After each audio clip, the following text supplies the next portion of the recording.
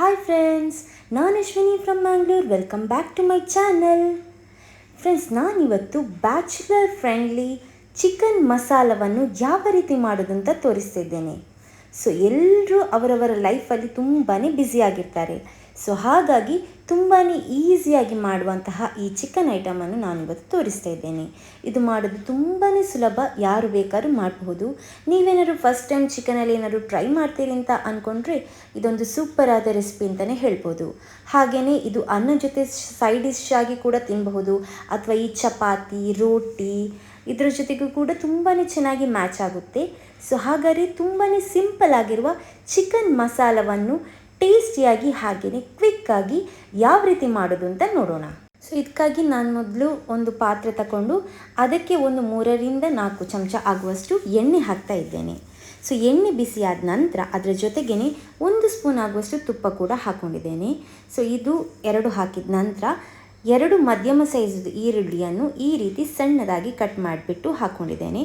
ಚಿಕ್ಕ ಸೈಜ್ದು ಈರುಳ್ಳಿ ಆದರೂ ತೊಂದರೆ ಇಲ್ಲ, 2 ತಗೊಳ್ಳಿ. ದೊಡ್ಡ ಈರುಳ್ಳಿ ಆದರೆ ಒಂದೇ ಸಾಕಾಗ್ತದೆ. ಹಾಗೆಯೇ ಸ್ವಲ್ಪ ಕರಿಬೇವಿನ ಎಲೆಗಳನ್ನು ಹಾಕ್ಕೊಂಡಿದ್ದೇನೆ. ನೀವು ಬೇಕಾದ್ರೆ ಶುಂಠಿ ಬೆಳ್ಳುಳ್ಳಿ ಪೇಸ್ಟನ್ನು ಕೂಡ ಹಾಕ್ಕೊಳ್ಬಹುದು. ನಾನು ಶುಂಠಿ ಮತ್ತು ಬೆಳ್ಳುಳ್ಳಿಯನ್ನು ಈ ರೀತಿ ತುರಿದು ಬಿಟ್ಟು ಹಾಕ್ಕೊಂಡಿದ್ದೇನೆ. ಸೊ ಚೆನ್ನಾಗಿ ಘಮ ಬರ್ತದೆ ಇದು ಹಾಕ್ಕೊಳ್ಳೋದ್ರಿಂದ.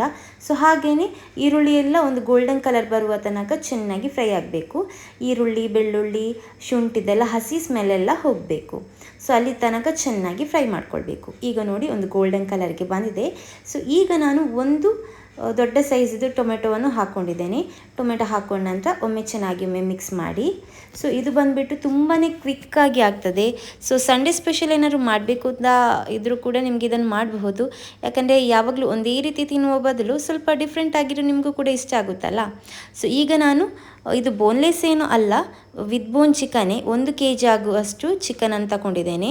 ಇದು ಬಾಯ್ಲರ್ ಚಿಕನ್, ಅದೇ 1 kg ಇದೆ. ಸ್ಕಿನ್ ಔಟ್ ತಗೊಂಡಿದ್ದೇನೆ. ಸೊ ಚಿಕನ್ ಹಾಕಿದ ನಂತರ ರುಚಿಗೆ ತಕ್ಕಷ್ಟು ಉಪ್ಪು ಹಾಕಿಬಿಟ್ಟು ಹಾಗೆಯೇ ಒಂದು ಅರ್ಧ ಸ್ಪೂನ್ ಆಗುವಷ್ಟು ಅರಶಿನ ಪೌಡರ್ ಹಾಕಿಬಿಟ್ಟು ಚೆನ್ನಾಗಿ ಒಮ್ಮೆ ಮಿಕ್ಸ್ ಮಾಡ್ತಾ ಇದ್ದೇನೆ.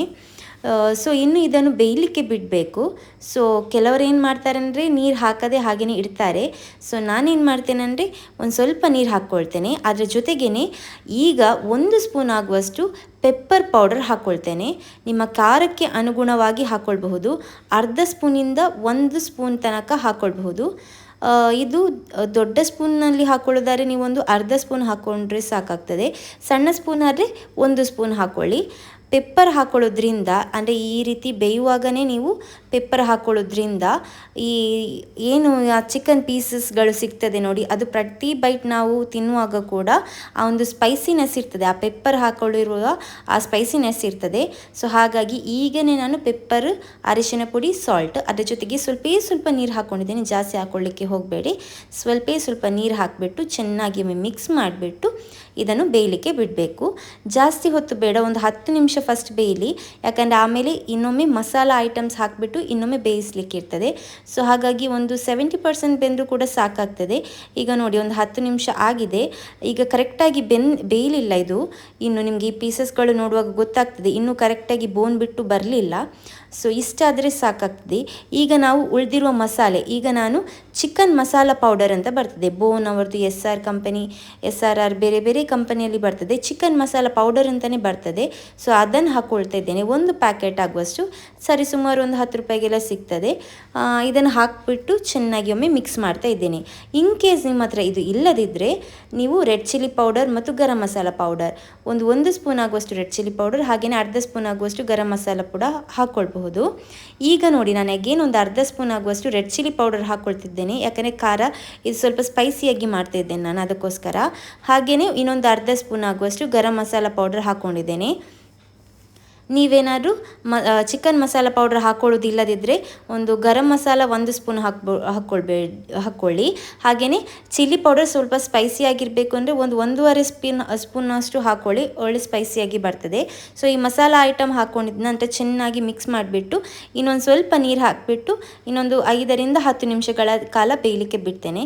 ಈಗ ನೋಡಿ ಕಂಪ್ಲೀಟಾಗಿ 10 ನಿಮಿಷ ಮುಚ್ಚಿಬಿಟ್ಟು ಬೇಯಿಸಿದ ನಂತರ ಕಂಪ್ಲೀಟಾಗಿ ಬೆಂದಿದೆ. ನಿಮಗೆ ಇನ್ನೂ ಕೂಡ ಇದು ಸ್ವಲ್ಪ ಗ್ರೇವಿ ರೀತಿ ಬರಬೇಕು ಅಂತ ಇದ್ದರೆ ಸ್ವಲ್ಪ ನೀರು ಜಾಸ್ತಿ ಆ್ಯಡ್ ಮಾಡಬೇಕು, ಅಥವಾ ಬೇಡ ಡ್ರೈ ಆಗಿ ಬರಬೇಕು ಅಂತ ಇದ್ದರೆ ನೀರು ಸ್ವಲ್ಪ ಕಮ್ಮಿ ಆ್ಯಡ್ ಮಾಡಿದರೆ ಆಗ್ತದೆ ಅಷ್ಟೇ. ತುಂಬ ಸುಲಭ ಮಾಡೋದು. ಫೈನಲ್ ಆಗಿ ಸ್ವಲ್ಪ ಕೊತ್ತಂಬರಿ ಸೊಪ್ಪು ಹಾಕ್ಕೊಂಡ್ರೂ ಆಗ್ತದೆ, ಅಥವಾ ಬೇಡ ಅಂತ ಇದ್ರೂ ಕೂಡ ಸ್ಕಿಪ್ ಮಾಡ್ಬೋದು. ಎಷ್ಟು ಬೇಗ ಚಿಕನ್ ಮಸಾಲ ರೆಡಿ ಆಯಿತು ನೋಡಿ, ಎಷ್ಟು ಸೂಪರಾಗಿ ಕಾಣ್ತದೆ ನೋಡಿ. ಆ ಪ್ಲೇಟಿಂಗ್ ಮಾಡುವಾಗ ನಿಮಗೆ ಗೊತ್ತಾಗ್ಬೋದು ಎಷ್ಟು ಸೂಪರಾಗಿ ಬಂದಿದೆ. ಚಪಾತಿ, ಪೂರಿ, ಅನ್ನ ಜೊತೆಗೇ ಕೂಡ ತಿನ್ನಬಹುದು, ಅಥವಾ ಹಾಗೇ ಬೇಕಾದ್ರೂ ತಿನ್ನಬಹುದು. ಎಷ್ಟು ಸೂಪರಾಗಿ ಬಂದಿದೆ. ಸೊ ಇವತ್ತಿನ ಚಿಕನ್ ಮಸಾಲ ರೆಸಿಪಿ ನಿಮಗೆಲ್ಲರಿಗೂ ಸಹ ಇಷ್ಟ ಆಗ್ತದೆ ಅಂತ ಅಂದ್ಕೊಳ್ತೇನೆ. ಇಷ್ಟ ಆದರೆ ಲೈಕ್ ಮಾಡಲಿಕ್ಕೆ ಮಾತ್ರ ಮರಿಬೇಡಿ. ಸೊ ವಿಡಿಯೋ ನೋಡಿದ್ದಕ್ಕೆ ಥ್ಯಾಂಕ್ ಯು ಸೋ ಮಚ್. ಇದೇ ರೀತಿ ಸಪೋರ್ಟ್ ಮಾಡ್ತಾ ಇರಿ. ಇನ್ನೊಮ್ಮೆ ಮತ್ತೊಂದು ಹೊಸ ವಿಡಿಯೋ ಜೊತೆ, ಹೊಸ ರೆಸಿಪಿ ಜೊತೆ ನಿಮ್ಮನ್ನು ಭೇಟಿ ಆಗ್ತೀನಿ. ಅಲ್ಲಿ ತನಕ keep watching my YouTube channel and keep supporting me. So video ನೋಡಿದ್ದಕ್ಕೆ ಥ್ಯಾಂಕ್ ಯು ಸೋ ಮಚ್. ಇದೇ ರೀತಿ ಸಪೋರ್ಟ್ ಮಾಡ್ತಾ ಇರಿ.